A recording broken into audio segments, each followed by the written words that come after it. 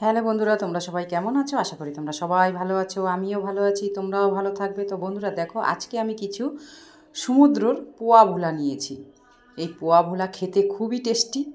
আর দেখো, তার সাথে আমি টমেটো নিয়ে নিয়েছি, আর তার সাথে কিছু ধনেপাতা নিয়ে নিয়েছি। আজকে আমি ভোলা মাছের ঝাল করব কাঁচা টমেটো দিয়ে। তো কিভাবে করব তো তোমাদের দেখাবো। তোমরা প্রথম থেকে লাস্ট তক এই রেসিপিটা দেখো, আশা করি তোমাদের খুব ভালো লাগবে।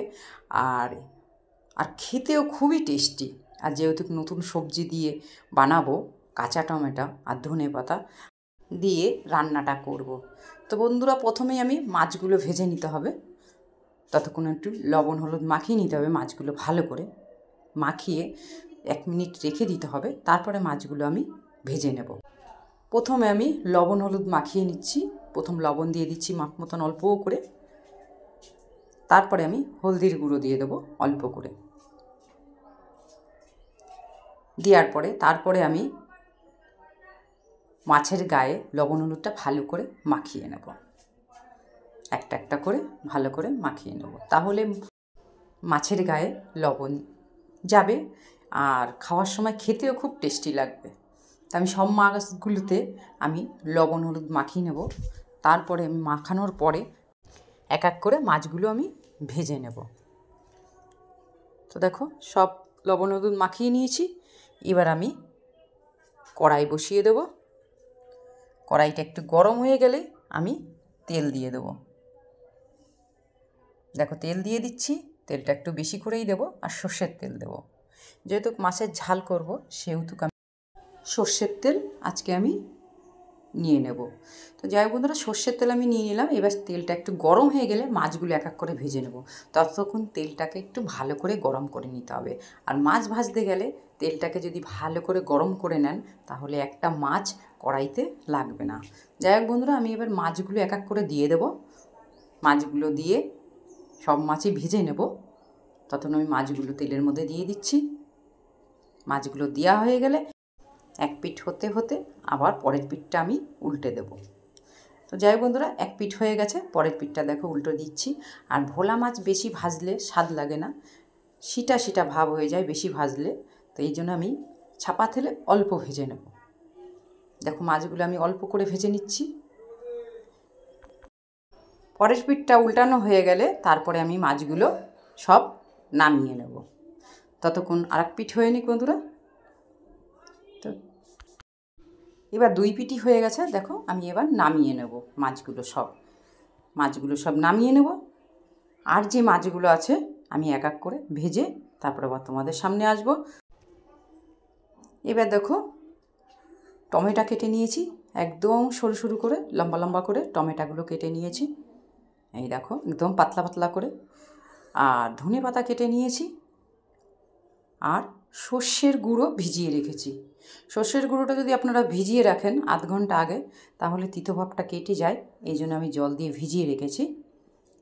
আর টমেটোটা একদম জিরিজিরি কেটেছি, যেহেতু মাছের ঝাল করতে টাইম লাগবে না, দেওয়ার সাথে সাথেই হয়ে যাবে, এই জন্য পাতলা করে টমেটোগুলো কেটে নিয়েছি। এবার দেখো, কড়াইতে তেল আছে, মাছ ভাজা তেলটাই আমি সোমবার দিয়ে দিলাম। শুকনো লঙ্কা আর সামান্য একটু সর্ষে, কালো সর্ষে। এবার এগুলো লাল লাল করে ভেজে নিতে হবে। সোমবারটা ভাজা হয়ে গেলেই আমি টমেটোটা যে কুচি করে রেখেছি ছোট ছোট করে, সেগুলো আগে প্রথম ভেজে নেব। তো আমি দিয়ে দিলাম টমেটোগুলো তেলের মধ্যে। এবার আমি মাপ মতন লবণ দিয়ে দিচ্ছি, মাপ মতন সামান্য একটু হলদির গুঁড়ো দিয়ে দেবো। দিয়ে আমি টমেটোগুলো ভেজে নিতে হবে। আর একটু কাঁচা লঙ্কাগুলো যে কেটে রেখেছি দুভাগ করে, সেগুলো দিয়ে দিতে হবে। দিয়ে এগুলো একটু ভেজে নিতে হবে। ভেজে নিলে সিদ্ধ হয়ে যাবে। আর সিদ্ধ হয়ে গেলে মাছের ঝাল করতে বেশিক্ষণ টাইম লাগবে না। তো বন্ধুরা, বাড়িতে এইভাবে কাঁচা টমেটো, কাঁচা লঙ্কা ফেলে সর্ষের গুঁড়ো দিয়ে যদি তোমরা ভোলা মাছের ঝাল করো, তাহলে এক পদ দিয়ে তোমরা অনেকটা ভাত খেয়ে নিতে পারবে। আর খুব টেস্টি। তার উপরে ধনেপাতা যদি একটু ছড়িয়ে দাও, তাহলে তার কোনো কথাই হবে না। তো দেখো, আর একটু ভেজে নেব বন্ধু। তো এবার আমি নেড়ে নেব। তো দেখো, টমেটোটা সিদ্ধ হয়ে গেছে। এবার আমি মাছগুলো সাজিয়ে দেব এক এক করে টমেটোমের উপরে। সব মাছগুলো দিয়ে দেব। তো বন্ধুরা, তোমরা বাড়িতে একবার এইভাবে রান্না করে খাও, আশা করি তোমাদের খুব খুব ভালো লাগবে। আর খেতে মানে খুবই টেস্টি। তো দেখো মাছগুলো সব সাজিয়ে দিয়ে দিয়েছি। এবার আমি সর্ষের গুঁড়োটা যে ভিজিয়ে রেখেছি সেটা আমি উপর থেকে সর্ষের জলটা দিয়ে দেবো।